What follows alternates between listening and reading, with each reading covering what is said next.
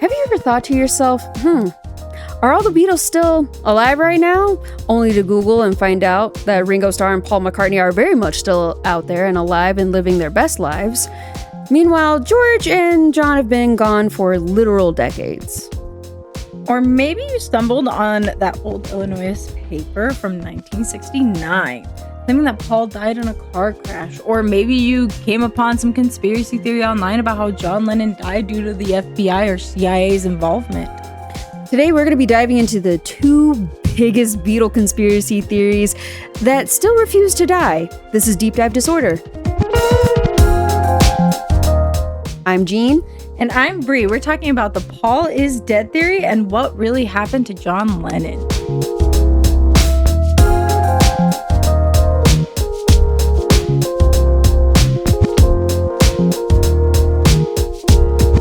All right, so a real quick, brief history on the Beatles, because we all know them, we love them, but let's set the stage a little bit.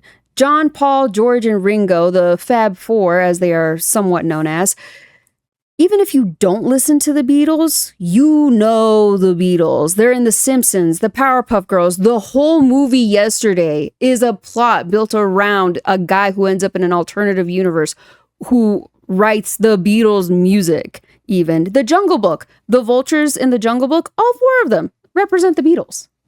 I didn't even know that. Yeah, if That's you go back crazy. and watch, each one of them has like one of the Beatle haircuts. That is so funny. I did not connect that. Yeah, Disney wanted the Beatles to voice those characters, just like a brief cameo, but John Lennon declined politely. So Honestly, don't blame him.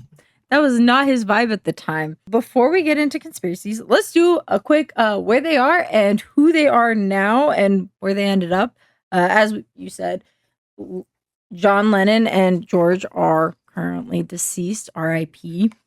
But let's go into Ringo Starr real quick, right? Oh, yeah. He is still alive and kicking. He was born in Liverpool in 1940 and just turned 86 this past July 7th.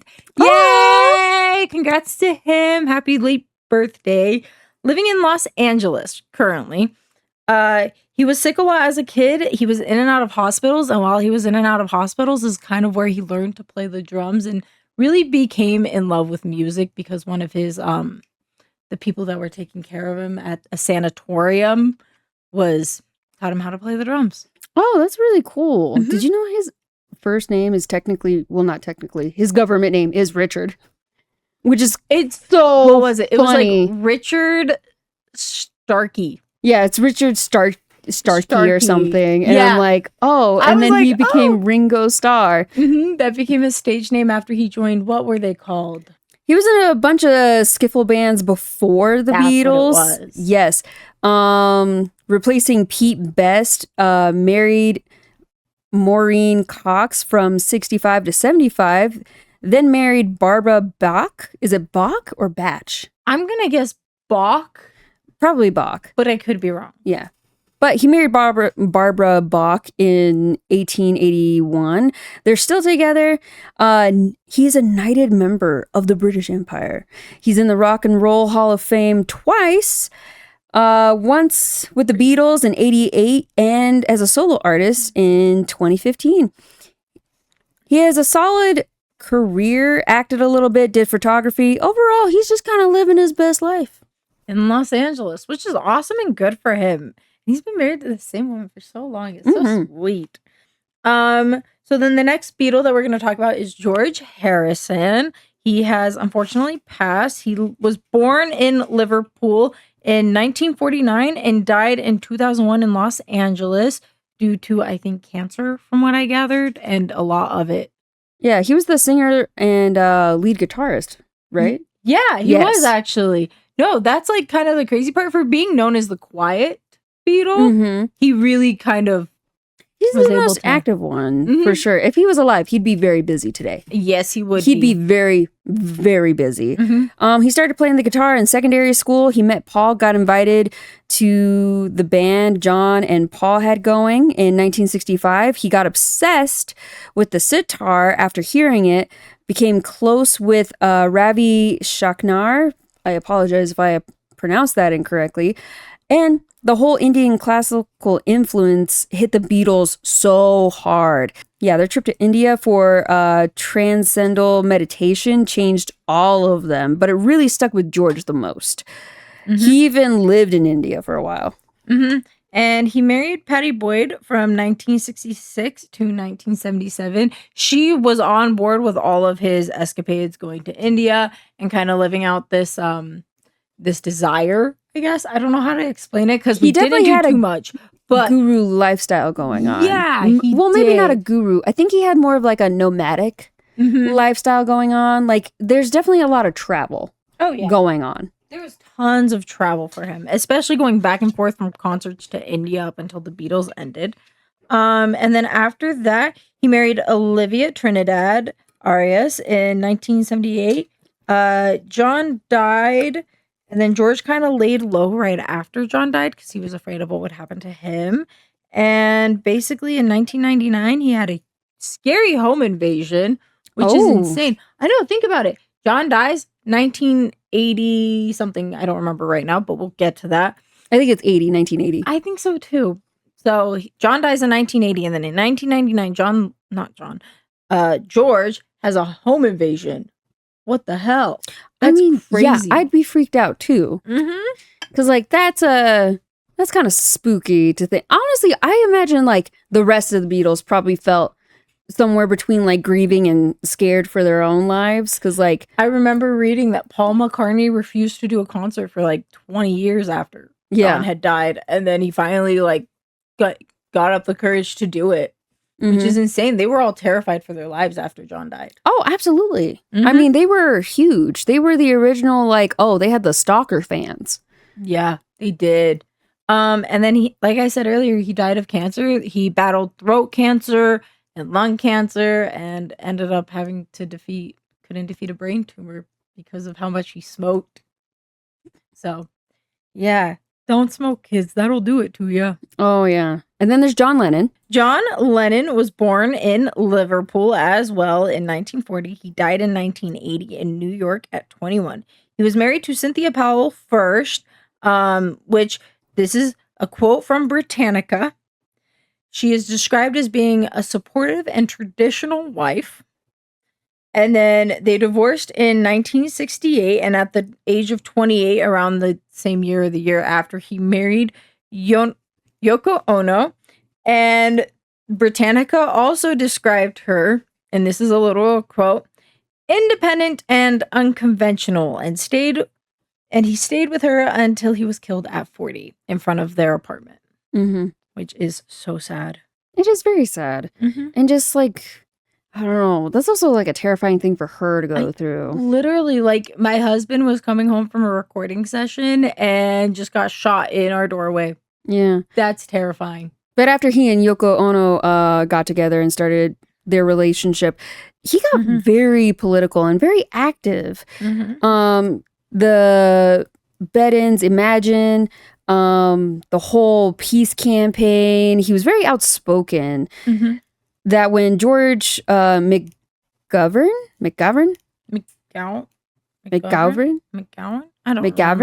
lost to Nixon, there was an actual deportation threats against him. Nixon's people did not like John Lennon at all. No, they did not. They ended up having files about him in the FBI. And then there's our wonderful Mr. Paul McCartney. So Paul was also born in Liverpool in 1942.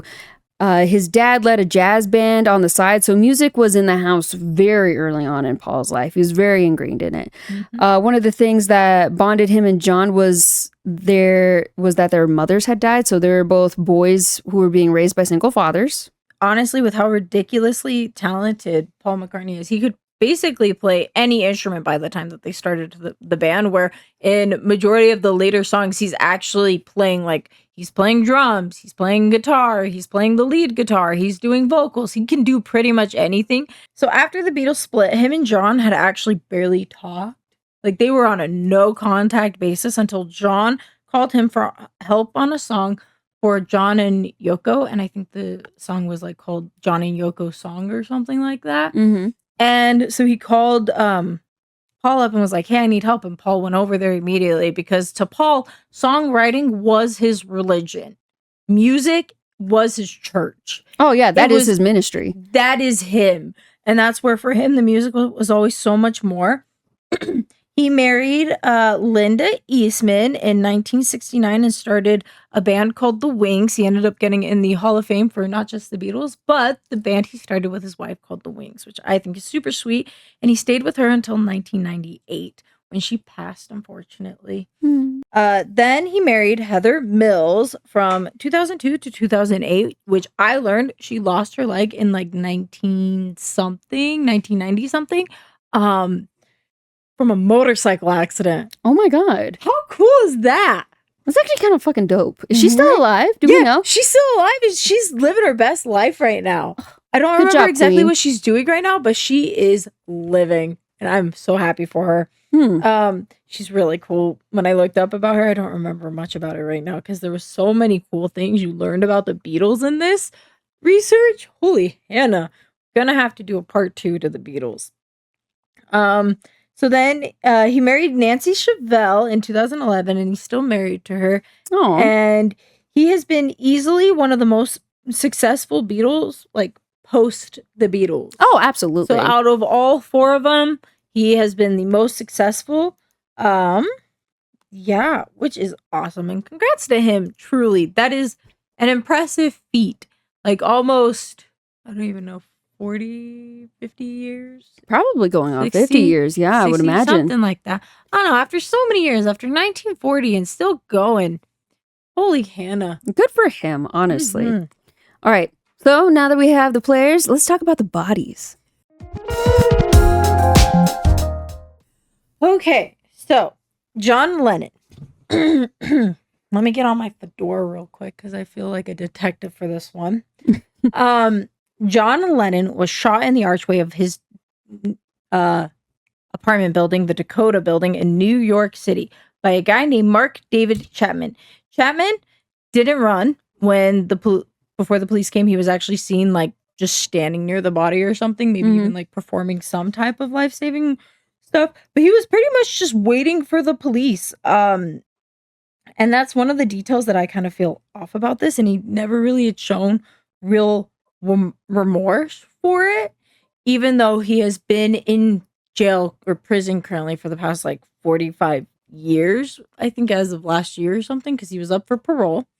And he actually was like, yeah, no, I finally know why I had killed him. And it was actually kind of insane. The main theory with Mark is, or Chapman, I don't know how to always talk about people, but the first theory with Chapman is that he was an assassin sent to kill John Lennon because of Lennon's anti-Vietnam War kind of rhetoric that he had later on when he started with Yoko Ono. And this is really interesting because reading through one of the articles, it was kind of like you can see a shift in his political changes because before Yoko Ono, when they recorded the song Revolution, it was kind of very much like a, hey guys, it sucks right now, but there's nothing we can do about it. And we just got to know that everything's going to be all right. So why try and fight and riot and whatnot? So he was actually very against violence in the beginning of the career with the Beatles. And throughout most of the Beatles' history,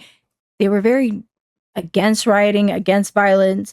And then it comes up later, I think in a different song. I don't remember which one right now. I probably have it in my notes somewhere. But it comes up in a different song where he's like, no, we can't keep begging for peace. We actually do have to fight. And that's more later. It's a solo song that he wrote with Yoko. And it kind of really shows his shift in ideology. And this is kind of where the government was afraid that this shift was going to like change people's minds about what they were doing. And that's kind of why they were looking into him. And he had a connection to, I don't remember where the name is in my notes right now, but I'll get back to that. But he had a connection to a big riotist too. Oh. Who was very much involved with like the activism scene and everything. And he was seen, and this is what majority of the FBI documents were about, was him being seen with this guy and him possibly being involved in riots against the Republican campaign or something, or like supposed riots against them. Because honestly, I couldn't find anything about a riot actually happening Mhm. at the Republican convention, I guess, in 1969 or something. I don't know. I don't remember the exact dates, but it was actually kind of crazy that he was being looked into for that exact reason. And that's kind of the reason why people think that they sent Chapman after him, is because they thought that he was a MK Ultra mind controlled assassin sent to John Lennon because of his ties to, I don't remember. But what the fuck is MK Ultra though? Okay, so this is where stuff kind of gets really crazy, and there's actually quite a bit on this online about MK Ultra. Is actually a illegal mind control program that the CIA ran from 1953 into the 60s, Mm-hmm. which is crazy to me because I think it was all the way up until like 66 or something, like close to around when John Lennon died, like really close timing ish. I remember that it was either like 60 something or something, like right after he started being known for all of these ties to everyone, right? So that's a weird overlap that happened. And with Chapman and the MK Ultra stuff, so the stuff that we have to talk about is technically this was a mind control program, and with Chapman there was evidence that he took a cross country road trip, yes, to go from like Los Angeles. So I don't remember where he starts, but he eventually goes from like Los Angeles to somewhere else, back to Los Angeles to Hawaii, and then to New York afterwards or something. It might be even like Indianapolis to Hawaii and then Los Angeles to New York, something like that, where Hawaii was on the stop. And the crazy part, when you look up in the FBI database, because it's pretty much a free website, you can go look up any files if you want. Hawaii showed up with John Lennon's name. If you Google John Lennon's name, it says Honolulu, Hawaii, which was the crazy part about it, which is the crazy part. But when you look into the project, it's the COINTELPRO Angle project or something like that. And that project was all about counterintelligence to figure out who was doing what to start riots in the United States after the Anti-Riot Act was passed. So the fact that it's kind of weird that Chapman kind of went through all these channels to kind of get there, and then he like proceeded after shooting John, just standing there doing nothing and like just kind of waiting for the police. Something just feels so off about that. Yeah. Ooh, facts from Matt. The origin of the project was Nazi Germany in concentration camps of Auschwitz. And it started in 1940, and then the CIA picked it up in 1950 under the direction of interrogating projects and turning somebody into an assassin involuntarily. Oh, so like mind control puppetry. Yeah. But yeah, that's crazy, Matt. I can't believe that. Yeah. It's pretty nuts. And they're all like, all their experiments are drug related. And in the origin of the mind control drug is in Auschwitz, when they created a drug that it takes away like human ambition. And they called it essentially like a truth serum. And so that's where all this came from. We will Ooh. definitely be looking into this theory further. Absolutely. Until Or- then, this has been A Fact with Matt. Facts with Matt. So yeah, no, we're definitely gonna do a full theory on MK Ultra later. Absolutely, because I think MK Ultra, or no, it was something else that inspired the TV series Stranger Things. Mm-hmm. Yes. Yes. And so We will be going into all psyops eventually. absolutely we will. Well, I even think that there's like inspiration from like Marvel, like took from this, Oh, because absolutely. like with their Winter Soldier. with the Winter Soldier and like all that stuff. I like think one of this the is James where Bond I think it's inspired. I think one of the from. James Bond's movie also has inspiration with like a truth serum at some point. Like one of the old Bonds movies, Mhm. not the ones with Daniel Craig, which are amazing. Fantastic. Beautiful man. Amazing, man. No, you're good. And so that's where I think it's kind of crazy about this whole theory with John Lennon. And like the fun thing about John Lennon, and I forgot to mention this earlier, and I'm so sorry during the fun facts part, But one of the fun things that I learned is on like what day was it? November 9th in 1966, he actually met Yoko Ono for the first time at one of her exhibits. Oh, that's actually kind of a really sweet meet cute. Is there a movie about them? There might be. I don't remember right now. But if there I is, can't I remember will either. put a picture in because it's actually kind of really cool, Yes. in my opinion. So, tell me about Paul. Okay, so the Paul is dead theory. I've known it for a while, right? We've all heard it one way or another. Crazy kooky thing happened. Dude, there's a weird freaky part of Reddit. There's a weird little corner of Reddit, man, where I don't think I ever need to visit again. Let me tell you. All right, so let's start on the easy stuff. Yeah. So in 1967, there was a rumor that got started that Paul McCartney had died. And the full version of this theory goes something like this. So on November 9th, 1966, Paul McCartney was killed in a car accident on his way home after working on Sgt. Pepper. The remaining Beatles, either out of grief or out of pressure from the label or maybe both, decided to cover it up. They found a lookalike, supposedly the winner from the Paul McCartney lookalike contest, named either William Campbell or Billy Shears. He goes by both. And then they just replaced Paul with this guy. And then the band just kept going. And because the remaining Beatles felt guilty, they started leaving clues in the music and the album art for fans to start paying attention, or for those who were already paying attention. Backwards messages, license plates, the way Paul was positioned on the cover, the whole turn me on dead man thing was supposedly points to the truth. In reality, there is no solid evidence. Paul was in a couple of car accidents around that time, and yes, I did say a couple, but multiple people, including Paul himself, confirmed he was fine. A lot of people still deeply believe that he's been replaced. However, even if he was, there is no trace of this William Campbell who just quote unquote stepped into Paul's life. The rumor stayed pretty quiet for a couple of years, but then on September 17th, 1996, a college student named Tim Harper published an article in Drake University's student newspaper in Iowa titled "The Beatle Paul McCartney is Dead." That article generally was considered to be the first major published piece on this theory, and it kind of took the whole thing from there, and it just kind of scattered into whispers into like this crazy international phenomenon.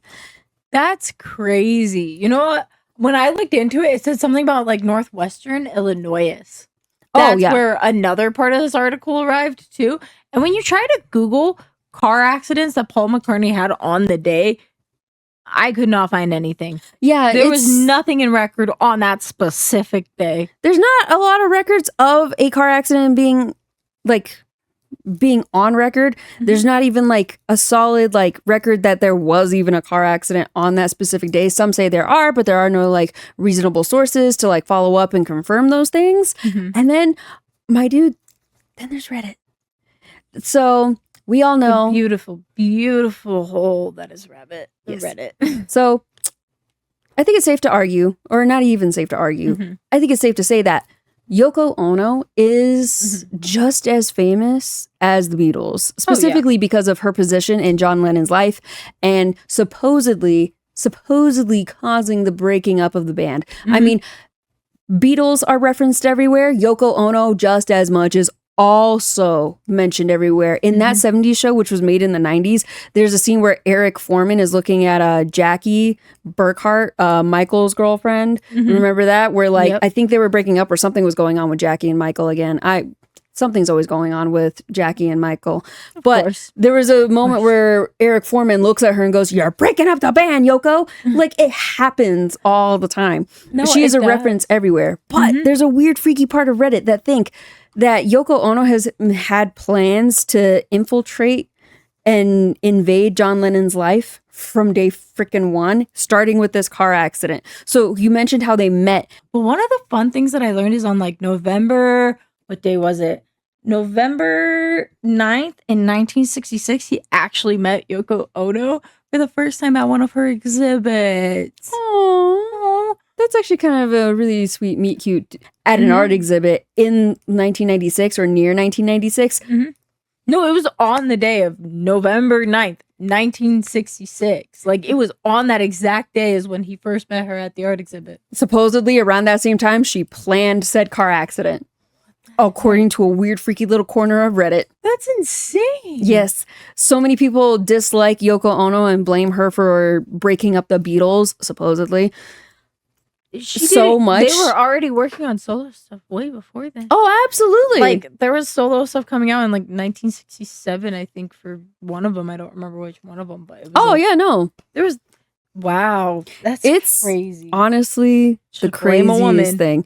But it's just one of those theories. And honestly, it says more about us than it does about Paul, if anything. We want the story to be stranger than what it actually is. We don't want it to be as mundane and boring as it actually is. The truth is Paul McCartney may or may not have gotten into a car accident, but he did not get replaced with a stand-in look-alike. And even if he did, there's no way they'd be that identical and that everyone would have missed it.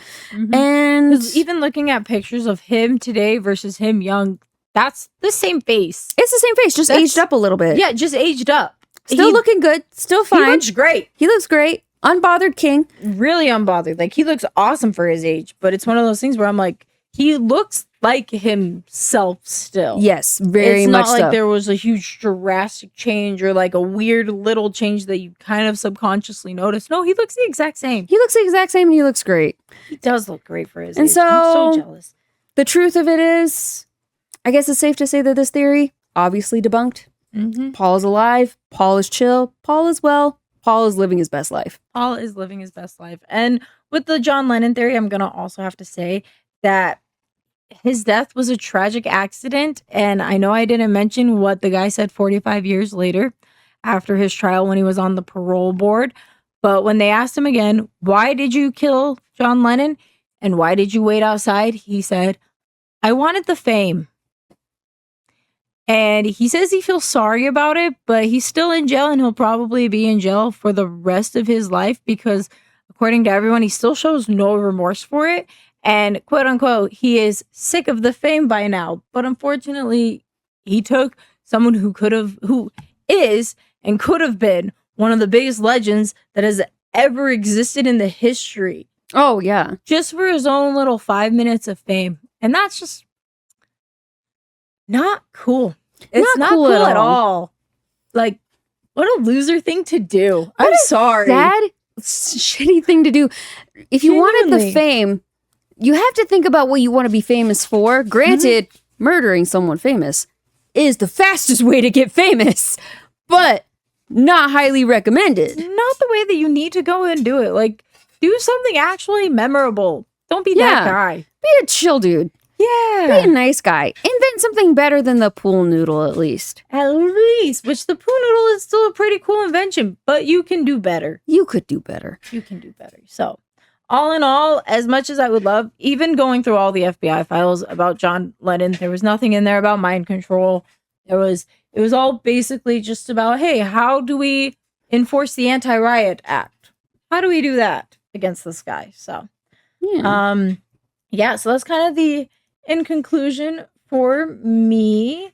Two of the biggest Beatle conspiracies side by side, one rooted in a real political tension and a very public murder.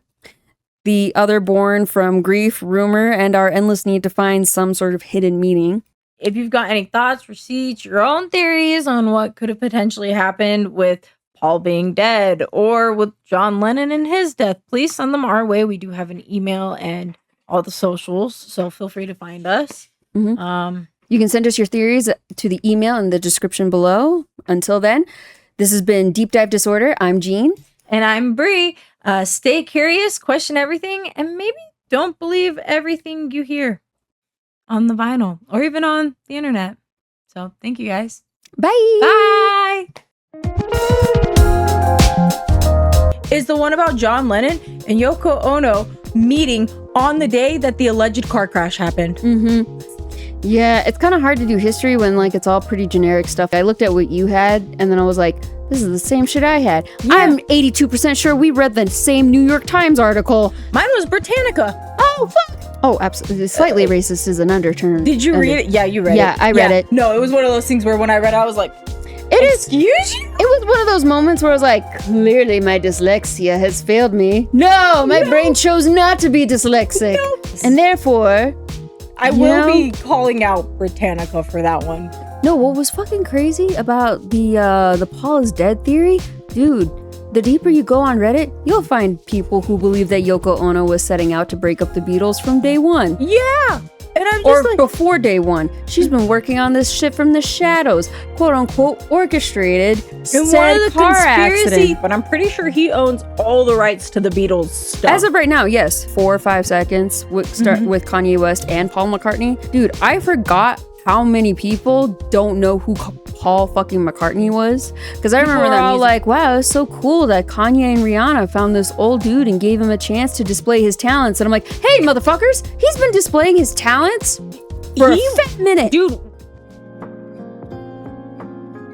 Alright, so the way that color actually relates to a conspiracy theory is the way that color is used in marketing kind of mind controls us into seeing and believing things. And in America, this is huge because we are a capitalistic society. It's actually in business and marketing. And to convince you that you want to buy something, the moment you see it, before you even hear the ad, the colors are supposed to convince you of what that product is going to do for you. Yeah, like a white room is supposed to like give some sort of sense of peace or just like clarity. And like you're supposed to think in there, like you're just supposed to be like with your own thoughts in there. We will go into why that is a terrible idea later on. Awful idea. Awful God. idea. The color that we need to remember for this episode is called the Baker Miller color. Yes! Bridgerton. The Bridgerton, all of the families in the Bridgerton house and all the houses within like the town, every family has like its own color, so to speak. For example, the Featheringtons, for some strange reason, they lean more towards god-awful oranges. And greens. And so many greens really and yellows. Greenish yellow color that is not appealing unless it works for you. Yeah. Whereas like the Bridgerton family wears more of your lilacs and your blues and your light purples. What's another family? Wait, why did he added a color. He added 2 colors. He added two more colors to the rainbow. Colors. Oh my god! Homeboy really sat up one day and said, "You know what? I need more." And then he was just like, "I'm gonna add these officially to the rainbow." They made 50 new color shades just for the movie Akira. And I'm gonna need that list after we're done here because that is impressive. And you can actually like kind of look at it, but now when you go and watch it, it's actually kind of crazy to think that like, oh, someone really sat there and made 50 new fucking colors for this. The whole color theory and how that works. Well, except for on that one guy, apparently. Oh yeah, and also throughout history, we have assigned color to things like your status, your class, and even gender.